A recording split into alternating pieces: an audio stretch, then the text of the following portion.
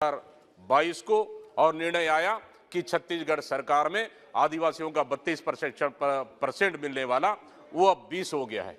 इससे पूरे छत्तीसगढ़ में राजनीति का उबाल आया, लोगों में आक्रोश है, वहां की जनता में आक्रोश है। माननीय चेयरमैन साहब, धरना हुआ, आंदोलन हुआ, चक्का जाम हुआ, लगातार सरकार के हम लोगों ने मीटिंग की माननीय मुख्यमंत्री के साथ, राज्यपाल पास माननीय राज्यपाल पास कई समुदाय गए।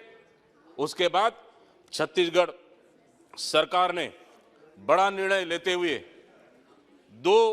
1 और 2 दिसंबर को विधानसभा का विशेष सत्र आह्वान किया, बुलाने का काम किया और आरक्षण बिल पेश कर वृहद चर्चा के बाद आरक्षण बिल पास हुआ। और आरक्षण बिल पास हुआ, उस आरक्षण बिल में आदिवासियों को 32% देने का पास हुआ, ओबीसी को 27%, एससी को 13% और जनरल को 4% देने का पास हुआ। माननीय चेयरमैन साहब, और इसी के साथ शासकीय संकल्प भी पास हुआ इसी आरक्षण के संबंध में। लेकिन हमारा राज्य सरकार ने पास किया, विधानसभा में पास हुआ, बहुमत के साथ पास हुआ, बड़ी चर्चा के साथ पास हुआ। लेकिन जब पास होकर बिल स्वीकृति के लिए राज्यपाल के पास राजभवन गया, वही माननीय राज्यपाल महोदय करते थे कि आप विधानसभा बुला ले, आप ला ले, मैं तुरंत हस्ताक्षर करने को तैयार हूं।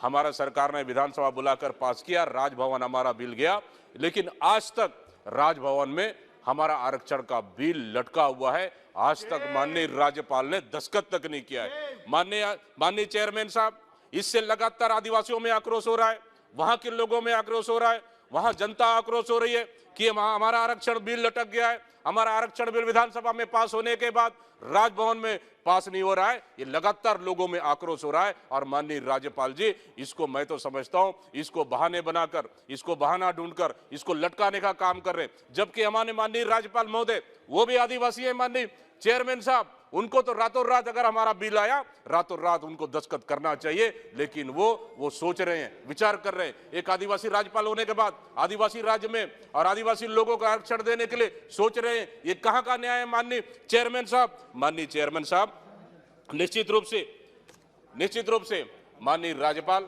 मैं तो समझता हूं कि हमारा राज्यपाल, हमारा राजभवन एक राजनीति का अखाड़ा बन गया है। माननीय चेयरमैन साहब, वहां राजनीति का अखाड़ा बन गया है। और तो और मैं पूछना चाहता हूं कि सदन के माध्यम से कि हमारा माननीय राज्यपाल किसके दबाव में, क्या केंद्र सरकार के